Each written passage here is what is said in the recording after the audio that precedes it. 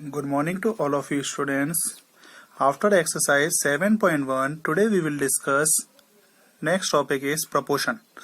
Now what is the definition of proportion? An equality of two ratios. An equality of two ratios is called a proportion. दो ratio अगर equal होंगे तो उसे हम ये कहेंगे कि वो क्या है, प्रोपोर्शन है. ठीक है.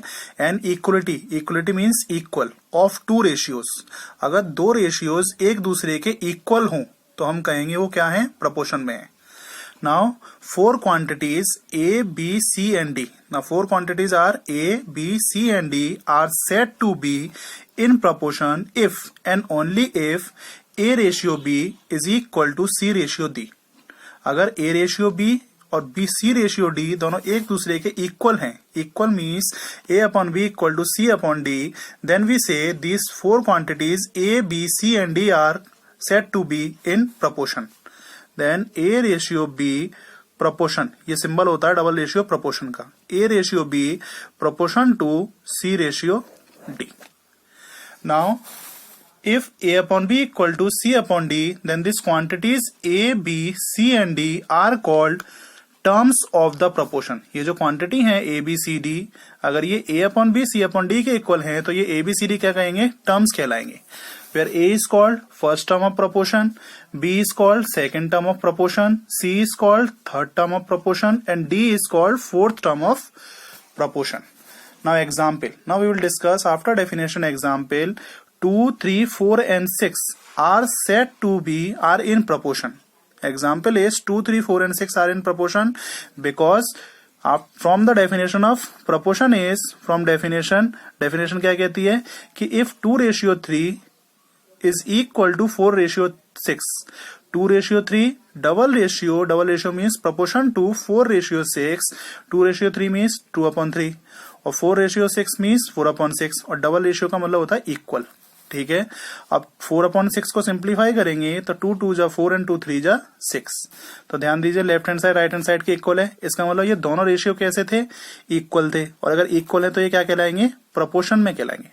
And therefore we say that if 2 ratio 3 is equal to 4 ratio 6, then we say that 2, 3, 4 and 6 are said to be in proportion. Now if the quantities a, b, c and d are in proportion, then a upon b equal to c upon d. Proportion की definition क्या कहती है, अभी last में discuss किया था कि a, b, c, d अगर प्रोपोर्शन में है तो a upon b, a और b का रेशियो जो होगा वो लास्ट टू टर्म c और d के रेशियो के इक्वल होगा. Now by cross multiplying a into d equal to b into c. This means that if four quantities a, b, c and d are said to be proportion, then first term into last term, that is a into d equal to the middle terms. Product of middle terms is b into c. Then a into d equal to b into c. अब ध्यान दीजिए ये जो outer term है a और d, इन्हें हम कहते हैं extremes.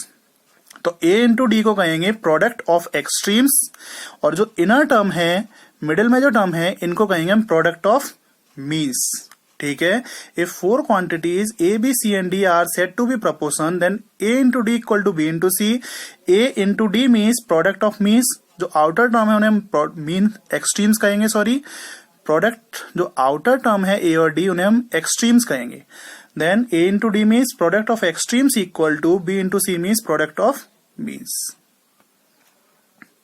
Now first term and fourth term. First term is A and fourth term is D. These two terms are called extremes. And second and third terms, second term is B and third term is C. Then these two terms are called means. Either we say means or middle terms. Now after definition of proportion, next is continued proportion. What is continued proportion? Now in continued proportion, three quantities of the same kind. तीन quantity हैं.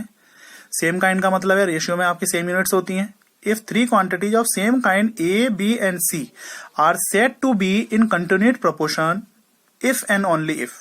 IFF का मतलब होता है if and only if A ratio B equal to B ratio C. This means that if three quantity A, B and C are said to be in proportion, then A ratio B equal to B ratio C. ये जो middle term होता है इसे हम दो बार लेते हैं. Continuous का मतलब होता है लगातार, तो इस मिडिल टर्म को हम दो बार लेंगे. ठीक है, ट्वाइस. ठीक है. if A, B, C are said to be continued proportion, then A ratio B equal to B ratio C। यहाँ पे आपका B मिडल में है तो इस B रेशियो को हम 2 बार लेंगे। Then A ratio B means A upon B and B ratio C means B upon C। Now by cross multiplying B into B, B square and A into C, AC। This means that if A, B, C are in continued proportion then B square equal to AC। B square equal to AC means जो आपका middle term है उसका square जो होगा वो product of extremes के equal होगा, वो आउटर टर्म के प्रोडक्ट के इक्वल होगा। Now after continued proportion, now next is example of continued proportion. What is the example of continued proportion? First example 2, 4 and 8 are in continued proportion. Verify करिए ये तीनों जो है आपके कंटिन्यूड प्रोपोर्शन में। कैसे?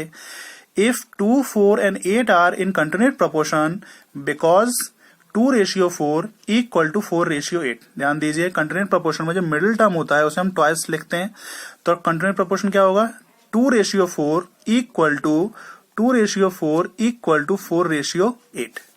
2 ratio 4 equal to 4 ratio 8। 2 ratio 4 means 2 upon 4 and 4 ratio 8 means 4 upon 8. Now cross multiplying 2 into 8 equal to 4 into 4.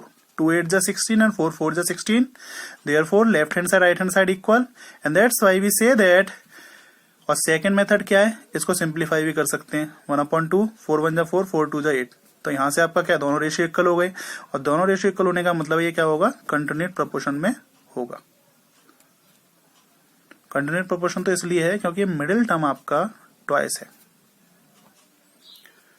After continued proportion next is note. If A B and C are in continued proportion, अगर A B C continued proportion है then A is called first proportional.